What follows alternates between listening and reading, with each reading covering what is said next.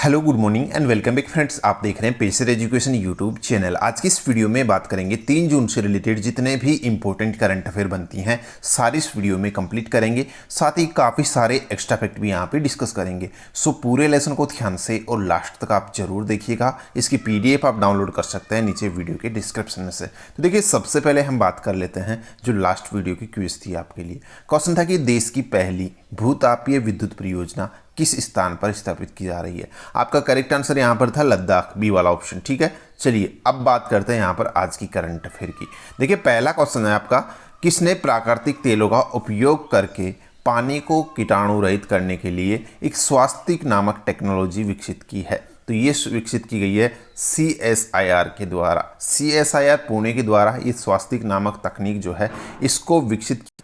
तो देखिए, ये जो तकनीक है ये पुणे के जो CSIR NCL के में जो वैज्ञानिक डॉक्टर VM भंडारी और उनका ग्रुप है, उन्होंने जो है भारत सरकार के जो विज्ञान एवं प्रौद्योगिकी विभाग है, इन्हीं की जो जल प्रौद्योगिकी पहल है, इसी के तहत जो है इसी की सहायता से इस स्वास्तिक नामक पहल को शुरू किया है, ये आपको विकसित किया है, ये आपको ध्यान रखना है।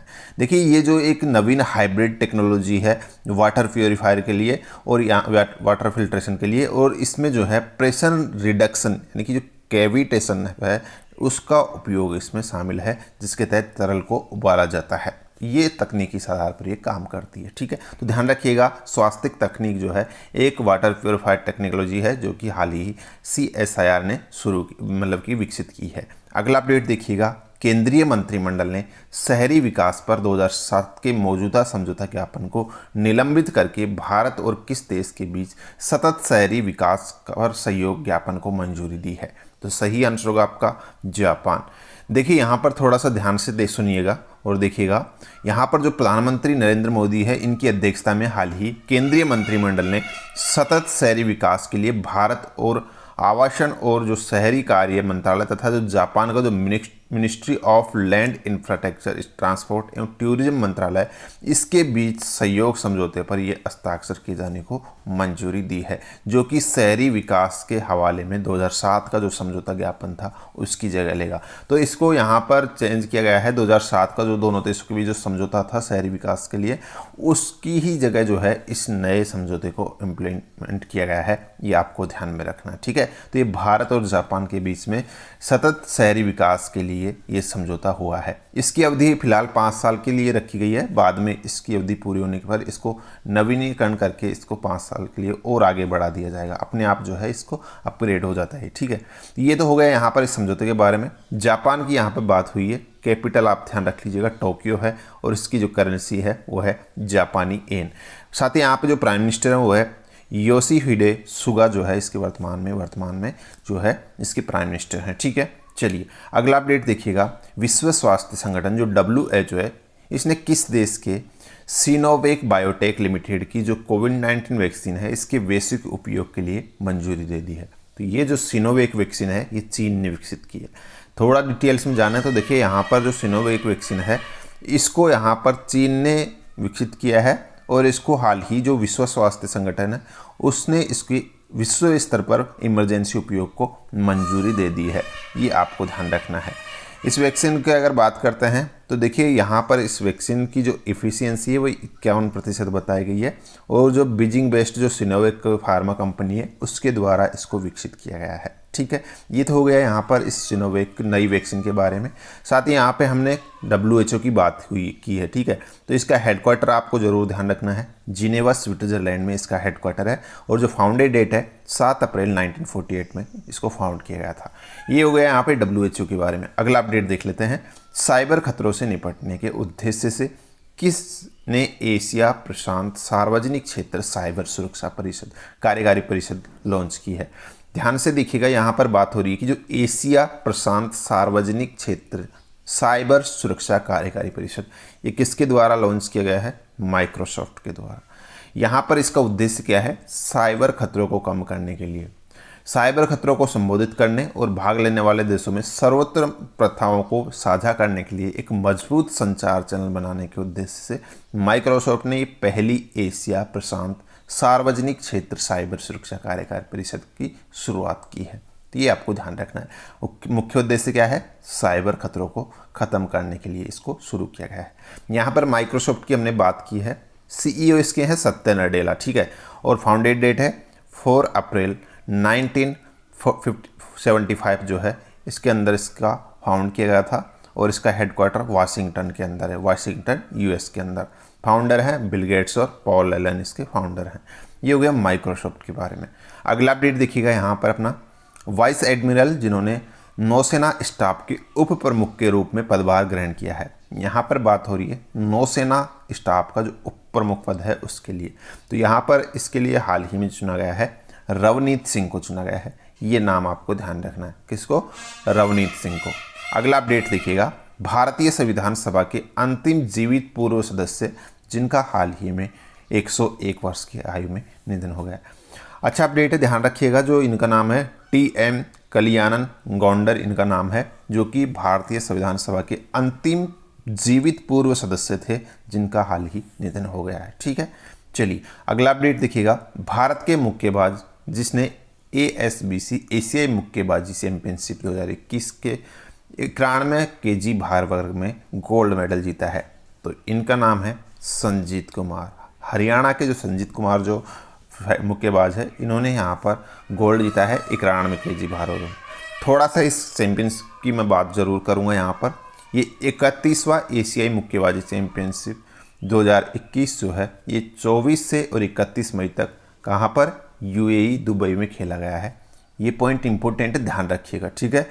इस प्रतियोगिता में भारत ने 2 तो गोल्ड मेडल जीते हैं, 5 यहाँ पे रजत पदक जीते हैं और 8 कांस्य पदक जीते हैं। ऐसे मिलाकर भारत ने टोटल यहाँ पर 15 पदक जीते हैं। ये नंबर ध्यान रखिएगा, वेरी इंपॉर्टेंट है। भारत की अगर मैं बात करता हूँ तो पदक तालिका में भारत चौथे स्थान पर रहा है, और इस प्रतियोगिता में शीर्ष स्थान पर रहा है कजाकिस्तान। कजाकिस्तान ने इसके अंदर 8 गोल्ड जीते हैं, 6 रजत और 2 ब्रॉन्ज के साथ टोटल 16 मेडल जीतकर इसमें पहले स्थान पर रहा है। दूसरे स्थान पर उज्बेकिस्तान, तीसरे स्थान पर मंगोलिया, ये आपको ध्यान रखना है, ठीक है। और यहाँ पर चौथे स्थान पर हमारा भारत रहा है। तो ये चीज़ आपको ध्यान रखनी है। बाकी मैं थोड़ा सा यहाँ पर देखिए प्लेयर्स के नाम भी बता देता हूँ जिन्होंने गोल्ड रजत कांस्य जीता है।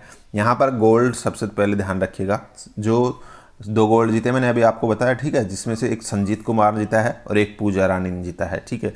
संजीत कुमार और पूजा रानी ये दोनों हरियाणा से हैं, जिन्होंने पूजा रानी ने 75 kg में ये गोल्ड जीता है और संजीत कुमार ने 91 kg में गोल्ड जीता है, ठीक है, ये ध्यान रखिएगा।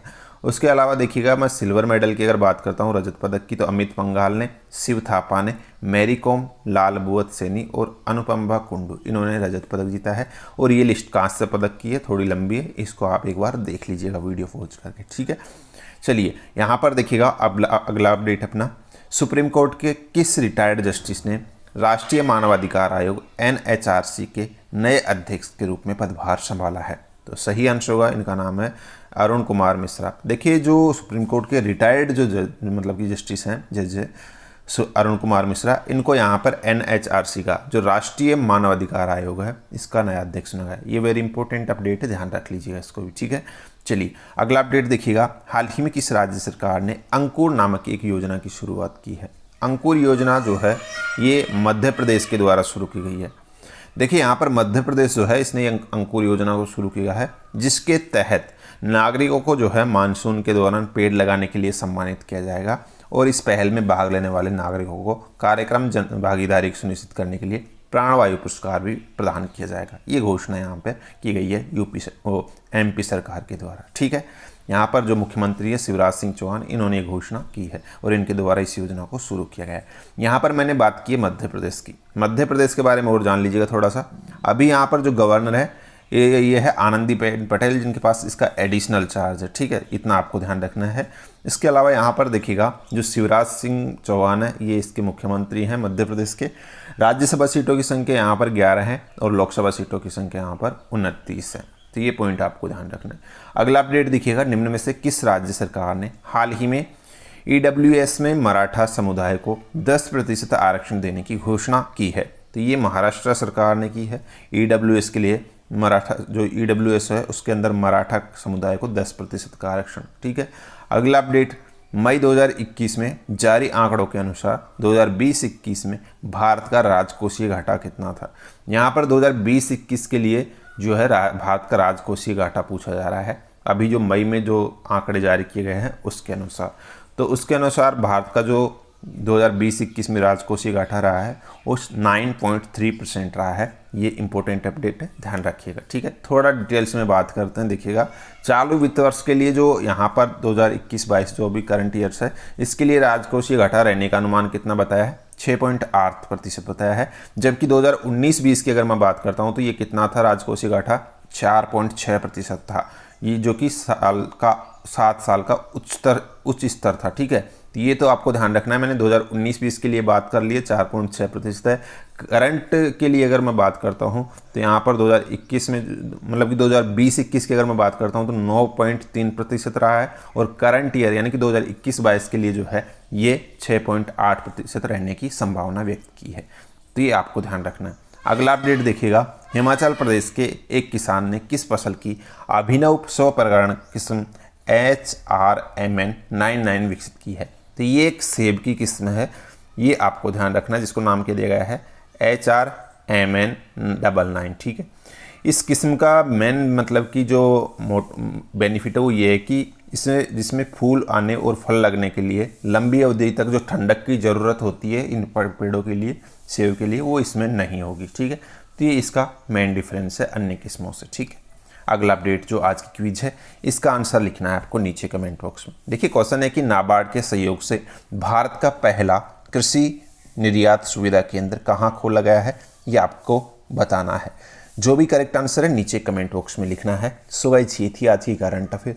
होप आपको वीडियो पसंद आई है तो लाइक शेयर कर दीजिएगा। आज की इस वीडियो में इतना ही है, मिलते हैं नेक्स्ट वीडियो में। धन्यवाद।